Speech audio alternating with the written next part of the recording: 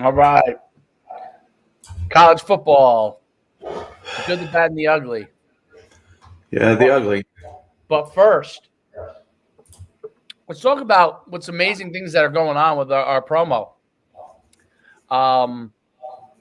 We are really having some excellent athletes come on board, and for some really long-term promotion. And I don't know if you've seen some of the stuff that I've been churning out some of the guys lately, but it's been really good. They've getting me some good stuff. They're getting me, obviously, starting to get the films from guys in their first 4 or 5 games, which is exactly what we need, right? And so players out there, myfootballcamps.com/D1. It's important to start getting your name out there. Start if you already have some good film. Let us get the opportunity to really help promote you. It's really, when I explain to people, both of us do a video for $199. People are like, wait a minute, you each do a video? I said, yeah, we each do a video. And then you just 6 months, it's each of us doing a video each month, right? Which is like, if you were to just to put it in perspective, if you were to call up Mike or to call up me and say, hey, listen, I need you to put a highlight tape for me together, right? And put the highlight tape together. Take whatever clips I have, go in the huddle, do all that, and put the music to it and all that kind of stuff. That would cost you a minimum of $500. Okay, so the promo for what you're actually getting, and the reason why I bring this up today is because sometimes people are, I say, penny wise, pound foolish, and I understand it's money, and you're in the world of sports where everybody's grabbing money all over the place. We get it. We understand. What you're getting is something that you cannot get anywhere else. And I've seen other groups try to copy it now because that's how good it is. Other groups try to copy what we're doing. But let's put it mildly here. Mike Farrell, the godfather of recruiting, and I don't take it lightly when I say that. Over close to 1 million followers just in his group of social media platforms. I'm over 1 whatever million. Recruiting is about the connections you have and the ability for people to validate what someone says. You can go get an intern to go put a video together of you, and it might look nice. It's probably going to not look as nice as ours, but look nice, okay? And it goes to the land of crickets. And the land of crickets means just like all your huddle links that go to the land of crickets. Oh, I posted a huddle link. Great. No one saw it. Okay? I sent the huddle link to this guy or that guy. Great. No one saw it. myfootballcamps.com/D1. I'm telling you, me and Mike not only do the videos for you, but we take care of our guys. Okay? And if one day there's lady football players down the line, then we would take care of the ladies. Sure. We take care of our guys, okay? And we are now not just putting out the videos, which we do on all our platforms, but I'll give you an idea of how the impact of myself and Mike. Mike, every once in a while, have one of these YouTube things that'll go viral or Twitter that'll go viral, and they'll go to the millions, literally to the millions. Every once in a while, like I posted a funny clip on not my personal TikTok, on my NUC Sports TikTok, which is like I call it my bar stooly kind of TikTok, right, for me. And I posted a thing about Oklahoma, how basically the wheels are falling off with the schooner falling over, and I have related it to over 250,000 views in one day. Okay, the power of someone who has impact and respect, myself and Mike, goes a long way. And that's where you can get when you get this. The coaches respect our opinions, respect what we understand about football. Mike's the number one analyst in the world in football. Okay, I don't care what anybody else might think. This is validated over time. And in the space of combines and showcases, And as a coach, there is no one that touches me. And I don't ever get on my high horse, but I'm telling you, there's not one person remotely close that has a following that I have. So, and within that space that I have. Okay. And you can go validate it all. Go look at the Twitters. Go look at who's following us. Go look at it. So that's my myfootballcamps.com/D1. Beautiful say. I'll let Mike go with his much nicer, kinder version. No, I like it. I like it. No, listen, you're fired up, and you should be. And I know what's ticked you off, and it's fine. And again, back to the pretty videos and interns and all that stuff. Our stuff is not pretty. You're sending us your videos. We're putting text over it. Coach puts his face in it. I don't put mine. My voice is on it. Nothing about pretty is going to get you a scholarship or get you any interest whatsoever. Doesn't matter. It could be the prettiest thing. And this is the point, when back in the day when I used to get VHS tapes in the mail, and my mailman hated me, the most attractive packages that arrived were the crappiest kids.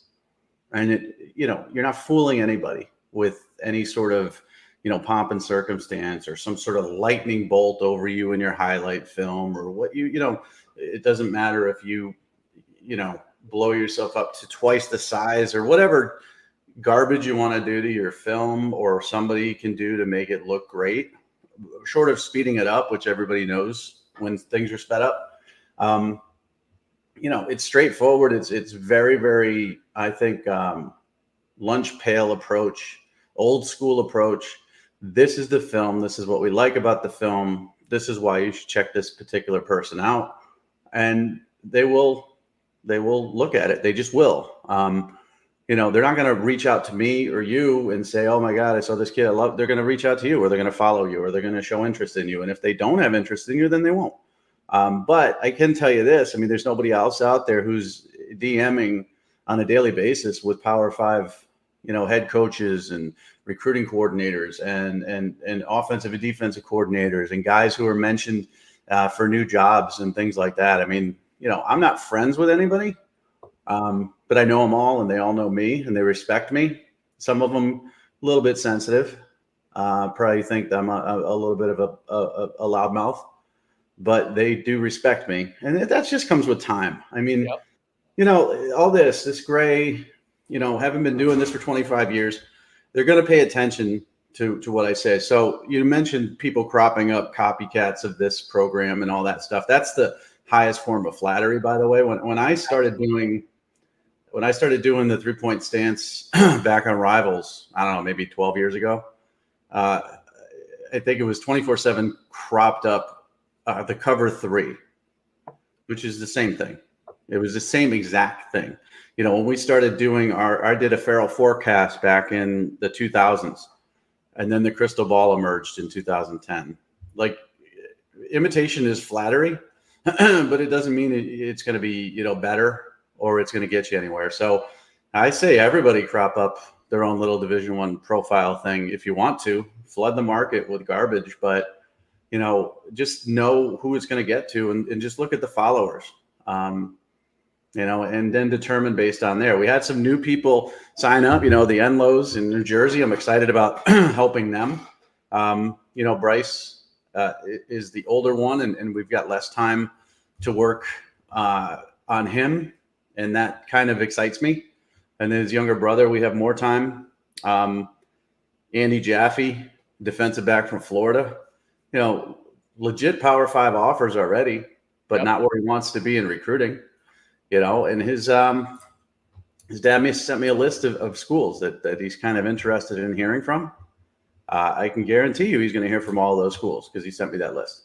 Now, if you're a kid who signs up for our program and you want to hear from Alabama, I can't make that happen. But most of these parents are extremely knowledgeable as to the level of, what they want for their kids, whether it's academics, whether it's, they know their kid's a mid-major Power 5 kid or a Group of 5 kid or whatever. That's just the way it is. Jeremiah Kruger, we did last week. He, to me, is a Group of 5 talent. He's a tight end who can block, who can catch, but doesn't get targeted very much. And the funny part about it is J.J. Cole, the 4-star quarterback, is his quarterback, but they just don't throw to the tight end in that offense very much. But he's got some receptions, he's got some blocking film, put that out there. That kind of blew up last week. Yeah, I saw that. Yeah, and we're not going to say anything we don't believe in. Like, I'll tell him, I'll tell him why, I think he's Group of 5 and not Power 5. I'll tell a kid who's FCS why I think he's FCS and not Power 5 and all that stuff. But again, you're going to get noticed. You're going to get attention. People are going to look at you a little bit differently because they're coming through our filter. So I don't really mind the competition cropping up these packages. And the funny part about it is, the one that I'm talking about, and I won't mention their name, has so many things. Oh, you can get this profile on our website. You get this ranking. You can get this, this, and this. I had a player earlier this year who did a one-time promo with us who had a 3-star ranking on 5 different websites. I had never heard of any of them. And he just kept asking me, have you heard of this one? Never. And if I haven't heard of him, nobody on earth has heard of him. So you can get a 3-star ranking someplace. I could sell you a 3-star ranking on MikeFarrellSports.com right now if you want to pay me $5,000. I will. I don't care. But it's not going to do you any good. No one's going to give a crap. Right. What they want is they want to see your film and they want to be intrigued by it. 1 minute of film is not going to get you a scholarship. What it's going to do is it's going to make them go into and look more and more of your film, then maybe contact your coach or follow you and ask you for additional film and this, that, and the other. That's how it works. So there's no magic recipe here. Unless you do want to pay me for a 3-star ranking, $5,000 DM me, I'll do it. Can I get a commission on that? Yeah, absolutely. Everything I get, you get. So if somebody does hit me up on that, what are we at? We're 50-50, right? Yeah. I should sell stars. I really thought about it the other day, but it's so unethical. It is. Well, I'll tell you. So, and I want to bring this up before I forget, because I will forget it. First off, I just did Bryce's first video. I just started posting. I didn't post everywhere yet, but I just started posting. And he's super physical. Man, I'm seeing like the updated clips and stuff, how physical he is. And then Chase, I mean, he's running for like acres every week. He's only a sophomore. He's running for acres every week. So he's interesting. I'm curious if he ever. I say the school he goes to is definitely gonna. They have to really make sure they're nice to him, that the school that his brother's at doesn't go and steal the younger one, because he's so good. It's the way it is. That's life. It is. That's the way it is. But because he's tearing it up. But what I want to say is, so those of you who are a part of what we're doing, we try to figure out other things for you too. So like one of the nice things about the promos is, there are other events you may want to go to that I run. Like me and Mike have a camp, showcase that we're going to be running in January. You get on board with us in the promos. We're going to take care of you in these different things, right? So.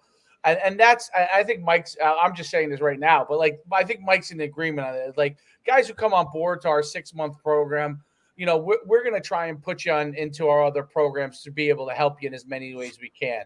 And that's, I think, the difference, right? Like, because of the stuff that I do and Mike does, it's so broad and reaches so much. Like I have camps and stuff. We can take care of you in other ways to be able to continue to get exposure beyond obviously what we're doing with the videos and retweeting and all that kind of stuff. So that's one of the really nice things. You have us as your partner in this process. You get the video. Everybody knows what the video is. It looks great. It reaches the coaches that we put it in front of. Those things are awesome. But you also have us as a partner. And I've had people DM me and reach out to me and ask a question. I'm glad to answer a question or two.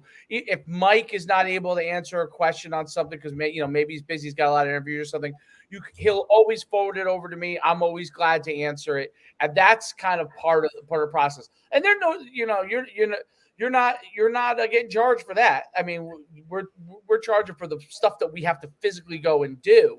But as far as that, like, we're glad to answer a question for you quickly and get you in the right direction. And get you the right thing too. So, I put up a video last week of Jaffe. It wasn't, exactly what they were hoping for, and they wanted something different. Boom, gone. Something different today. Like, we're not set in our ways. If you want to showcase something, Hartman wants to showcase his ability to play, tackle, guard, center. Okay, I'll do that. I'm not going to tell you, well, no, you should focus on guard and forget about tackle and all this other stuff. I'm going to showcase what you want. And if it's not to your satisfaction, I'm going to fix it and make sure it is what you want. And, I didn't think getting into this, there were many options I had, moving forward, after I decided to go independent. And this was one of them. And I talked very early about it. I didn't think I would like it. Just being honest, because I was peppered with emails from people over 24 years, 25 years of, look at this, my kid's this, that, blah, blah, blah. And I was also dealing with the massive egos of, parents and kids who are 4 and 5 stars and all that delicate, maneuvering that you have to do to get an interview and make sure. And then the inviting to this all-star game versus this all-star game, getting them to camps, getting them to 5-star challenges, on and on and on. I just didn't think I would like this level of it. But it's really refreshing to me because I do like it. And it's a surprise to me that I do. Because, listen, I'm the guy who used to break Jadeveon Clowney's, when he went past signing day, when Cyrus Quandra went past signing day, when Terrell Pryor went past signing day, when Byron Cowart had 2 letters of intent that he signed, one for Florida, one for Auburn on signing day, I was the guy that they were talking to, Bryce Brown, and breaking massive stories with high-level 5-star kids who are now either off in the NFL or whatever. And that was fun and exciting. But it got old, because it was just, and that doesn't mean, if a 5-star kid reaches out to me, Malachi Nelson, he's got a breaking story, I'm decommitting from USC, I'll take it. But it's really not, it's not as enjoyable as this, which people are going to say you're crazy.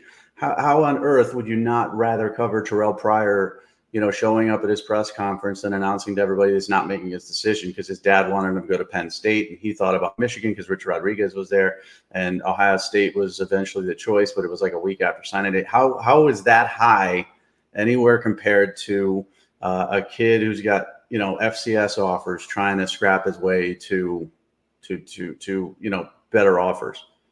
It's just different. I guess maybe I got tired of the superstars. And we talked about this, like everybody recruiting Arch Manning is ignoring every other quarterback.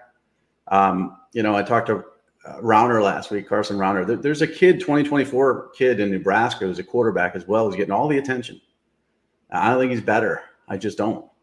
So it kind of makes me a little bit more motivated to get Rauner out there even more. Not that I want to discover him or claim any discovery. But there's something about it that I find extremely intriguing. And I didn't think I would. So you're going to get a partner is what you're going to get. Originally, I didn't think you would, but the first person, the second, I'm sorry, not the first, second person we got, and I won't name his name, I instantly became invested in their life and their future and what they were going to do. And when they go off to school, whether it's FCS or whatever, I'm going to be invested and interested in how they go. And I didn't think that would happen to me. So it has. There is no doubt about it. It's great to see their progression. It's like they become one of your own guys, so you want to see them be able to go on to succeed. It's kind of like coaching, right? It's a little like coaching. Well, it is. Honestly, there's a similarity to it. Yes. And I never coached. So this is new to me. And this is kind of the feeling you get of when you get a kid that comes through your camps or through your high school or whatever and turns out to be something. We've had kids come through camps that were nothing and turned into something. I mentioned Dwayne Haskins, the late Dwayne Haskins. We mentioned Sharif Floyd.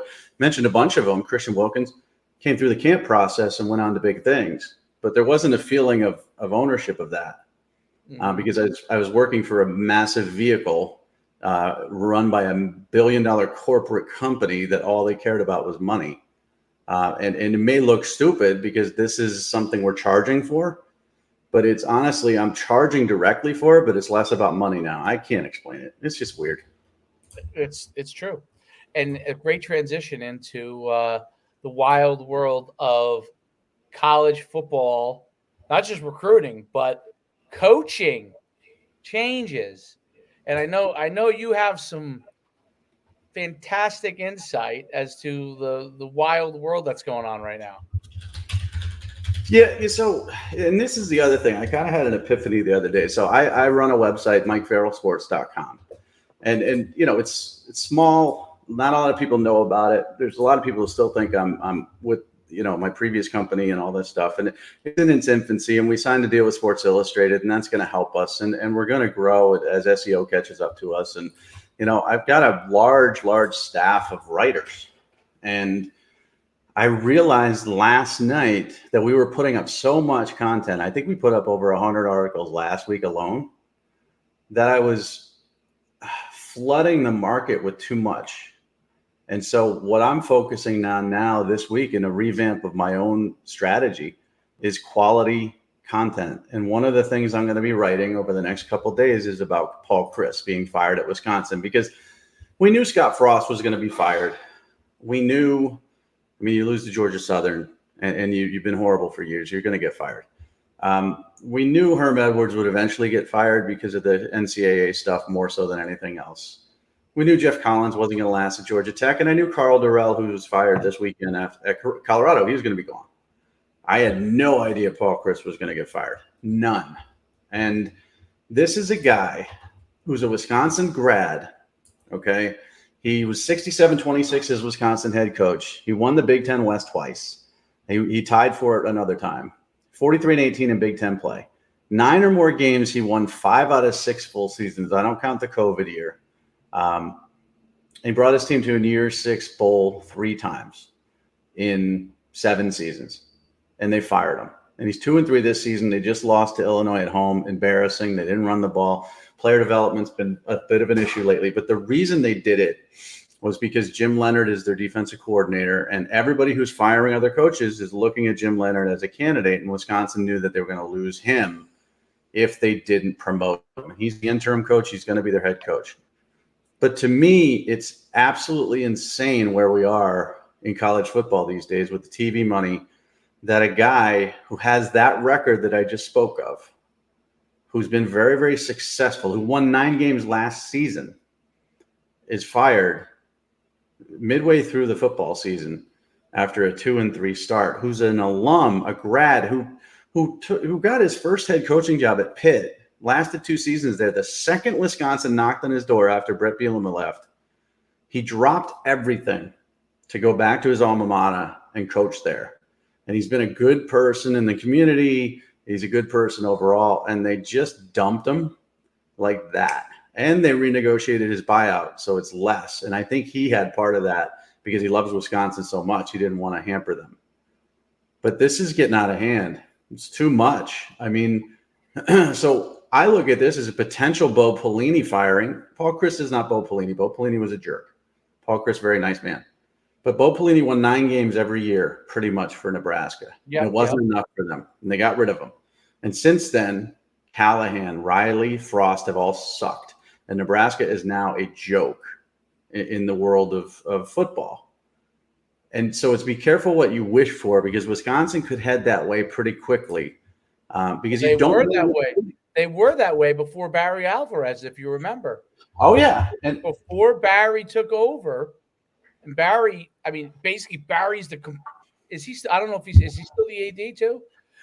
Or is he more like emeritus? Like he's an emeritus. He's like he's like, you know, the head honcho consultant of all consultants. He's the one who kind of handpicked Chryst to replace Bielema, and he handpicked Bielema to replace himself. So he's there, but he's not technically the athletic director. But you're right. I mean, they used to suck. And then they became good with Barry Alvarez, and now he architected everything. Yeah, and the reason I mention this is Jim Leonhard is a great assistant coach. He was a 10-year NFL guy. Yep. Good recruiter, very good defensive mind. The defense has been very good. But you don't know how he's going to be as head coach. You have no idea. And so the example I'm going to give in my article is Brent Venables, who was a tremendous defensive coordinator at Oklahoma, even better defensive coordinator at Clemson. Yes. Now he's got a head coaching job at Oklahoma. And guess what? Everybody who said, screw Lincoln Riley, we don't love Lincoln Riley. He left us at the altar and he's a jerk. We don't like him. Well, now they're worried out of their minds that they hired the wrong coach and they're not moving in the right direction because they got thumped, destroyed 55-24. 55, this is a defensive coach, by TCU a week after losing to Kansas State. And they're not a good program anymore. All of a sudden, I mean, it's 2 games, but people are worried about that. They're 3-2, and now they're worried, that we hired the wrong guy. So maybe Jim Leonard is Brent Venables. I don't know. Yeah, I mean, you don't know these things, and I think one of the big issues with how they're choosing and getting rid of coaches is there's no formula used in determining. It's almost emotion based. It's like they're in a relationship with a crazy ex-girlfriend type thing, and that's what seems to happen over and over again. It's like somebody gets emotionally upset about the situation, and sometimes they're right. Sometimes you got to get rid of certain people, right? But a lot of times it's like a 50-50 thing. It's amazing. Like, I think about all this from a business standpoint, right? Like I've owned a business for a long time. If every decision I made was a 50-50 decision, I mean, I'd be out of business. You know what I mean? I mean, that's pretty. So it seems crazy because essentially these are businesses, right? These colleges now. Yeah. And their decisions are like 50-50 balls. I mean, it's throw it up and see who catch it. And you don't know what you got till it's gone type of thing. In business, if you're wrong 20% of the time, you're probably going out of business. Like, you got to really be right a lot more than you're wrong. You're going to make mistakes. But the fact that they can survive and be 50-50 ball, throwing 50-50 balls is crazy. But they're being carried. Like, Wisconsin's a good program, right? And again, they won the Big Ten West twice. They would go to the Big Ten championship game and get thumped, and they never, really came close to making the playoff or anything like that. But the Nebraskas of the world, they're being carried by the Big Ten. They owe their paychecks to Ohio State and Penn State and Michigan and the programs that have actually been successful over the last decade that have carried them. So you can make mistake after mistake after mistake. Oh, we want this guy who coached the Raiders in the Super Bowl. Oh, he sucks. We want this guy who was a great coach at Oregon State because he's a nice guy. Oh, he sucks. We want Scott Frost. He was a former player. He's got to work out. Oh, he sucks. You can make mistake after mistake after mistake if you're in the right conference and other people are carrying you. But you also lose a lot of credibility. So now Nebraska fans who were so proud, those late 90s Nebraska teams and even in the early 2000s were just so dominant, so scary. Now, if you ask an average fan about Nebraska, they will laugh. And they say, delusional fan base who wants to get back to glory and never will. And that's embarrassing and it sucks. You got to be careful. Now, I'm not saying Pelini would still be there. He would have done something stupid to get fired because he was just a crazy person. But Paul Chryst, come on. What are we doing here? It's just a little nutty to me. So that was a surprise. And now, geez. Now anything can happen. Now anything can happen. Well, these are probably people. I don't know who the hell it is. Now anything can happen. Well, I Jimbo Fisher at Texas A&M. It could happen next week. Now, okay, like nothing is off the table now with Chryst. So Jimbo Fisher has an $85 million buyout, and everybody says, well, that's going to make them. They're not going to do anything with Jimbo Fisher. That's a lot of money. These boosters have so much money that it doesn't matter. Mel Tucker was given an $85 million guaranteed contract by the boosters at Michigan State because LSU wanted him as their coach. Guess who sucks now? Michigan State. I mean, they're really bad. They just got thumped by Maryland. They're not a good football program anymore. He had one good year. They're going to lose to Ohio State this weekend, probably by 50. They're 2-3. You gave him $85 million. You know, why? So you give Jimbo that big money and he sucks. He could be fired next week. It wouldn't surprise me. And you know what's interesting, and there's places that they've been able to be patient just because they haven't been good for a while, like UCLA, and they've been patient with Kelly, and it's taken him much longer than he has when he was at Oregon. But now they're in the pretty good position. I think they're 5-0 now, Yep. and they're in a great position. So the thing is, like, if you pulled the plug last year on Brian Kelly, you never get to this point, right? If you Brian Kelly, I'm sorry, Chip. Chip Kelly, and Chip Kelly, you don't never get to this point. And and now the reason why I was getting messed up with Brian and Chip Kelly, because Brian Kelly, after week 1, they were like, "Oh, he doesn't know how to relate to Louisiana players," and he's reeled off 4 straight. He's reeled off 4 straight. I said the same thing, and that's the reactionary world we live in. But I'm not also responsible for $1 million salaries and paying people buyouts and stuff. So thank God I'm not in charge, because I said that after week 1 that Brian Kelly wasn't a fit, and this is crazy. He's now, again, he could falter. It's ups and downs.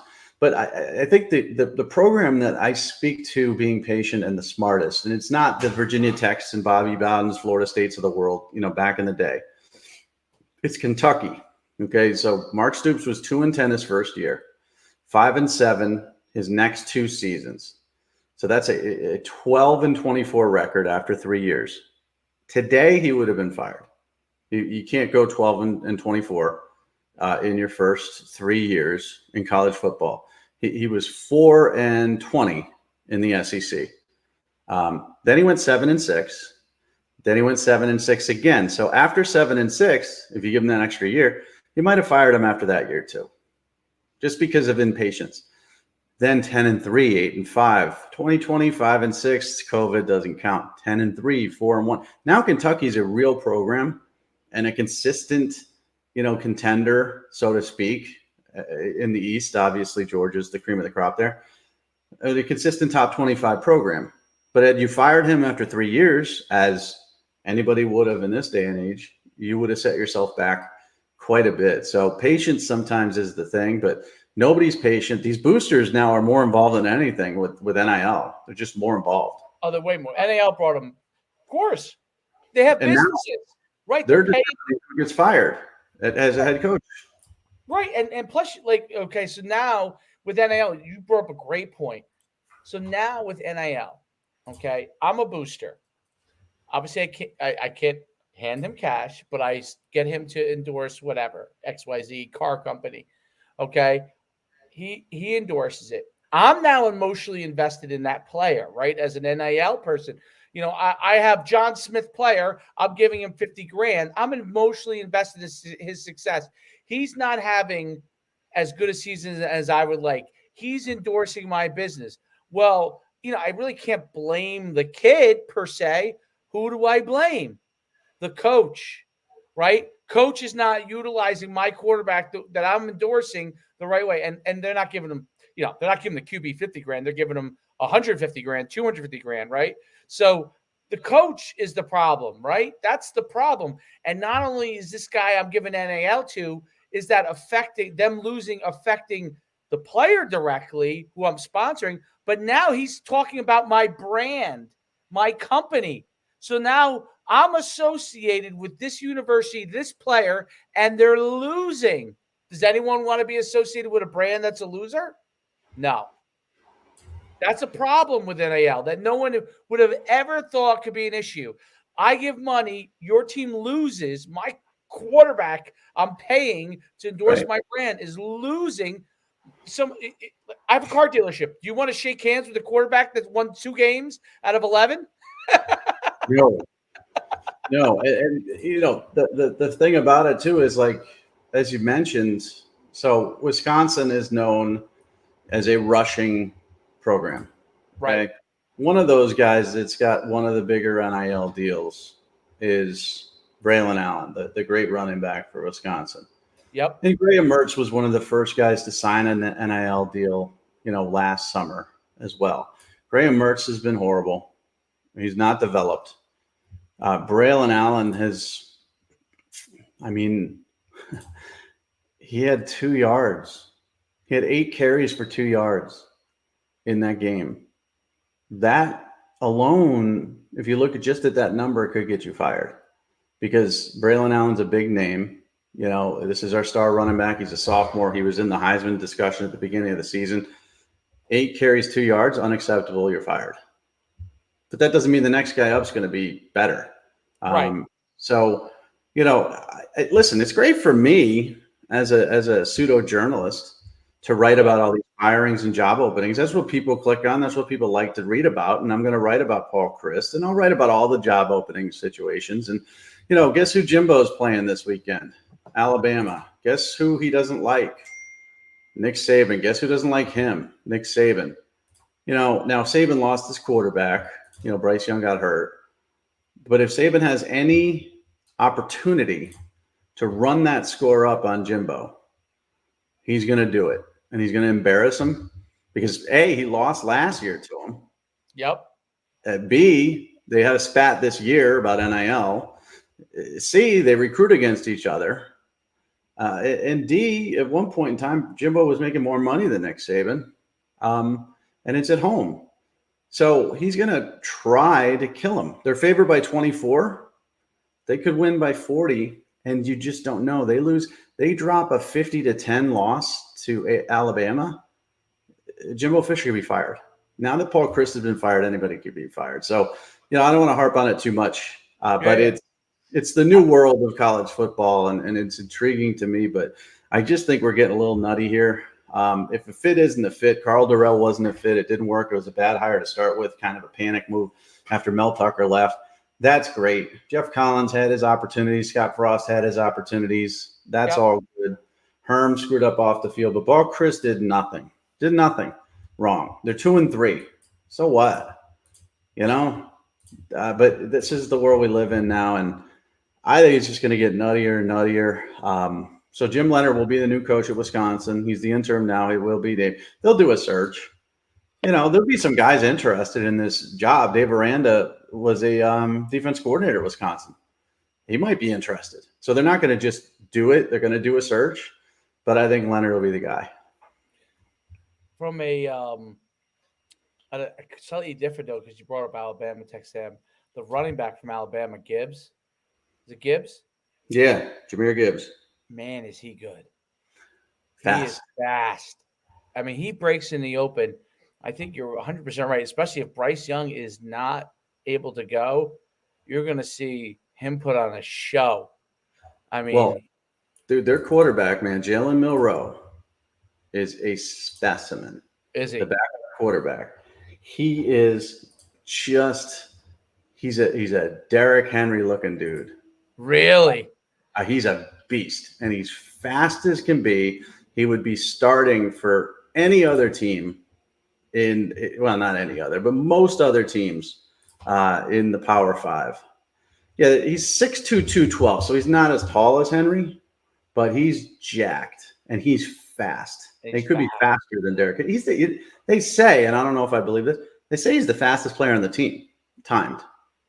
So it's going to be a different offense that goes out there. He's a good passer and all that, but he's not as fluid as Bryce Young and not as accomplished passer. But the running ability of him just sets a different thing. Bryce Young could run, didn't want to. This dude can run and wants to. So there's no drop off for Alabama whatsoever. They're going to kill him. And I think Jimbo could be in trouble if they do, because they lost to Mississippi State. They beat a Miami team that we now know is bad. They're really not impressing anybody. They beat Arkansas. They got lucky to do it. Took a long fumble recovery and a missed, a field goal. They're just not a good program. And people are going to be like, where's my return on investment for the $100+ million I paid this guy? Let's buy him out. I know it's guaranteed money, but let's come up with $85 million, all us rich Texas oil people, and let's get rid of them. And that could happen as early as next week. I don't think it will, but I'll tell you, when I got the Carl Durrell notification that he was fired, it was like, okay. Then I got Paul Chryst, and I was like, I had to look twice. I'm like, wait a minute. How's this possible? but it is. What about, did you watch the Missouri Georgia game at all? I did. I liked the way Missouri played, man. Defensively, they just wore Defensively. out. They Yeah, they wore wore out. out. Right. Yeah. Good They game, have though. some defensive players. I mean, they have They- guys coming off the edge that caused havoc for them. When I have to look dudes up, okay, and refresh my memory as to where this dude stands in the pecking order of the NFL draft, that's when you know you're impressing me. And they had a couple dudes. I'm trying to remember the one guy's name. I mean, because I knew about Jeff The ends Coe. and the linebacker, the outside It's linebacker. Isaiah McGuire. Isaiah McGuire was the guy, number 9. Yes. 6'4", 275 out of Tulsa, Oklahoma. He only had 2 tackles in the game. And he's only got 7 tackles this season, solo tackles and 2 sacks. But he was so disruptive. He's so long. He's not super explosive, but so long and so disruptive that I looked him up, and I know he's a fringe 7th, 8th, 6th, 7th rounder. I think he really raised his stock. But I was impressed with the way they played. Their DBs were tough, played in man-to-man 3/4 of the time. I mean, I also thought there was a couple of calls there that I see a lot of these things go a lot of times in college football, and there were a couple of calls. I'm like, wow. I'm like, Missouri got zinged on some stuff, Yeah. that now they shot themselves in the foot in the first half. They were on the 1-yard line, almost. And they went off sides, and I actually thought it was a coaching mistake. They like to, as soon as they get a big play, Missouri likes to get right on the ball and like run another play, right? But at the end of the half, they're at the 1-yard line. They got right in the ball, tried to run a play, so they couldn't substitute. So Georgia couldn't bring in the huge guys or whatever to stop them running it in. And they went off sides, and then they didn't score a touchdown. They had to kick a field goal. And instead of it being 20-3, it was 16-3. And Georgia got life after that. I think that was a huge, huge play. But what was interesting. I mean, I thought it was a mistake. Like college coaches, obviously these guys are some of them are super smart. Some of them think they're smart, but they kind of, if they just took their time and came up, they had 4 downs, right? They would have 4 downs instead of trying to rush and get right in. They basically would have had to put Georgia in a situation where they would have to throw every down. And from what I saw for the first time, I thought Stetson Bennett actually came through in the clutch. Okay, so he deserves credit for that. But when you got pressure on him because of his height and he's fast, but he's not like he's not like Cam Newton or any of those guys. Like he can run, but he's not really like a tremendous threat to go 50 yards down the field. Right. Once they were getting after him and hitting him, like that's the formula. If you got guys like Missouri, and I'm sure there are other teams that have guys like Missouri. I don't know if they're as good or not, but they have guys that can do those things. That's how you're going to have to get after Georgia. You got to hit him because he can't get to his receivers. He was having a hard time getting to Brock Bowers. He was having a hard time, and he had guys. Like he had to go to the gigantic tight end. What's that guy's name? Darnell Washington, man. That guy that's what guy you were talking about, right? I was LeBron James. Run as fast as he did. He's LeBron James size. He is 6'6", and LeBron's 265. Right. He's that. That's when we saw him in high school. We were like, that's LeBron James playing football. He is a absolute monster beast. There was one play we caught it, and he just the D-back came up to hit him, and the D-back was not a small kid, and he just bounced off of him like 5 yards back. He's a monster. It's amazing with all those offensive weapons that they struggled. It's a credit to Mizzou. Yes. They've got some players on that team. And after they lost that horrible game against Auburn, where it was just like, their field goal kicker missed a chip shot to win the game. And then they had the reaching over the goal line fumble and just a lot of dumb boneheaded things to lose the game against not a very good Auburn team. I questioned whether this team would go in the tank and Eli Drinkwitz would lose them. He didn't lose them. They played hard. And to speak to your point of hitting, man, they hit. That defense loves to hit. And that's – it might be – I mean, this is a film that a lot of people playing Georgia are going to watch. And they're going to say, okay, they kind of figured something out here, and we got to do the same thing and just, punish them. Because they suddenly, Georgia was the number one team in the country, and you couldn't really find any weaknesses. Now I see weaknesses. I see wide receivers that don't get tremendous separation. Whereas before I was like, well, they're deep at wide receiver. They got all these tight ends. Bennett's effective. Stetson Bennett is little. We know this, but he doesn't play little until you hit him and hit him over and over again. And he's wincing and holding every, part of his body. Then he becomes little again. So I think this is a good blueprint for teams to use against Georgia, and they exposed a lot of weaknesses. Yeah, I think you get turnovers, you get all kinds of opportunities from it. And I think you're dead on. Stetson Bennett, because he is a clutch guy and all those things. If you don't hit him, he's very poised. He's just going to pick you apart. But if you come after him, he's still a small guy.